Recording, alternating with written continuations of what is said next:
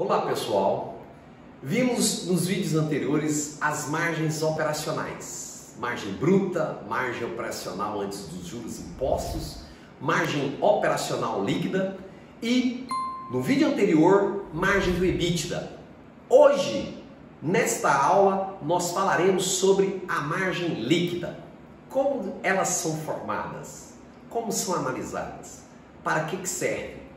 Partindo do nosso lucro operacional, sempre EBIT, lucro operacional antes dos juros e impostos, estão lembrados?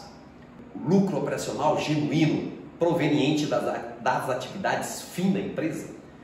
Partindo desse lucro, você adiciona as receitas financeiras. O que são essas receitas financeiras?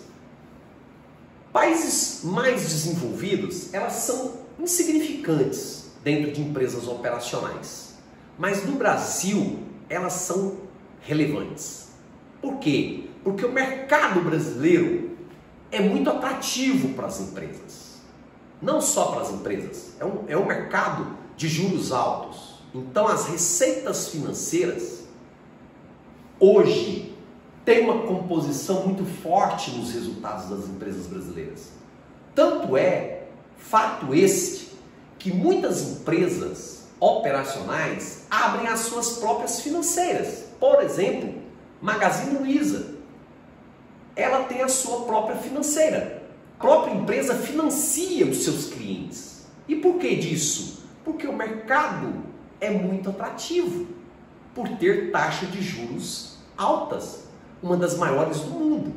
Então, esta receita financeira tem uma composição muito forte nas empresas hoje em dia.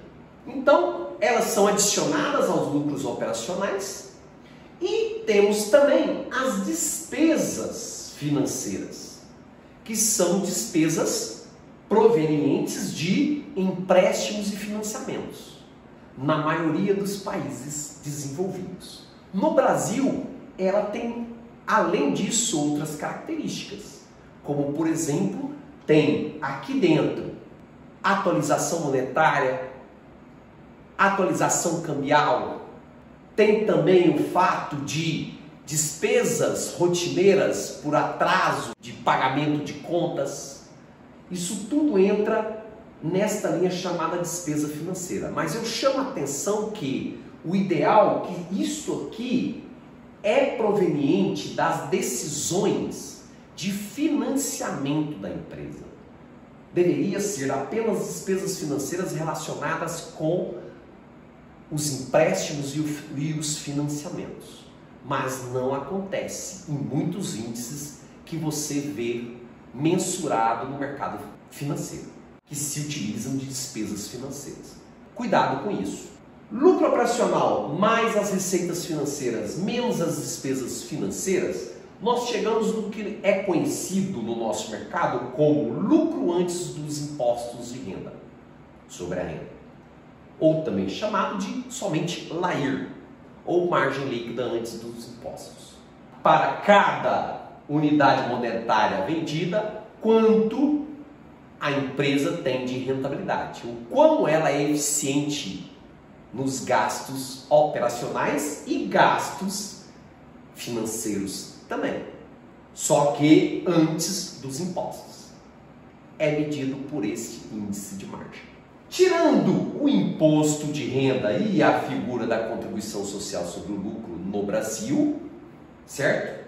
Nós temos o lucro líquido. O lucro líquido sobre as vendas nos dá a margem líquida, que é a margem do proprietário, do acionista, por isso que chama margem líquida pura. Para cada unidade de venda, quanto a empresa retorna para o acionista sobre as vendas em rentabilidade. É medido por este índice chamado margem líquida. E compõe, lembram que compõe a rentabilidade geral da empresa, o ROE? O ROE nada mais é do que o quê?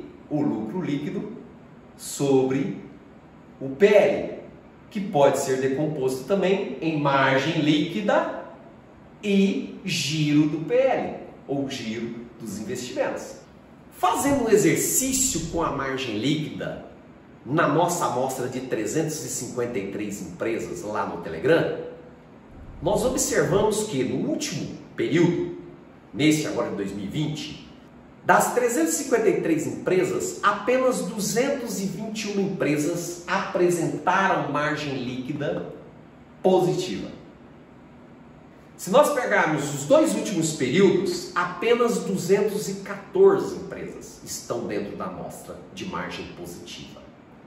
Nos últimos 3 períodos, apenas 195 das 353 empresas apresentaram margem líquida positiva.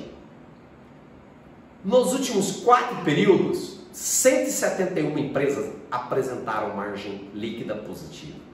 E, se formos mais longe, pegarmos os últimos 5 períodos, apenas 145 empresas, ou seja, menos de 50% apresentaram margem líquida positiva. É um número significativamente pequeno, porque nós estamos falando, pessoal, apenas de 5 últimos períodos. Não estamos falando aqui de 10, 15, 20 anos de longo prazo. Nós estamos falando de 5 períodos. 5 períodos, 5 anos, 4 anos, é considerado longo prazo? Não. No mercado financeiro não é considerado longo prazo. Nós podemos até considerar o médio prazo, mas longo prazo não. Repliquem esse exercício lá na planilha do Telegram e aproveitem para analisar, para selecionar suas empresas que tiveram ROE acima de 10%, acima de 7%, dependendo do seu grau de exigência, o ROIC, dependendo do seu grau de exigência também, e agora as margens positivas, sejam margens operacionais, sejam margens líquidas. Há um fato, uma empresa ela pode ter margem operacional negativa e depois ter uma margem líquida positiva? Sim. Como que pode ocorrer isso? Através das receitas financeiras, do resultado financeiro dela. Porque ela pode ter uma margem operacional negativa, por ter um lucro operacional negativo, mas ela tem muita receita financeira. Consequente a isso, ela pode chegar numa margem líquida positiva. E pode ser também o contrário, ter uma margem operacional positiva e chegar numa margem líquida negativa. Isso quer dizer que ela tem muita despesa financeira. Aproveite, deixe seu like, compartilhe e inscreva-se no meu canal. Um forte abraço e até as próximas.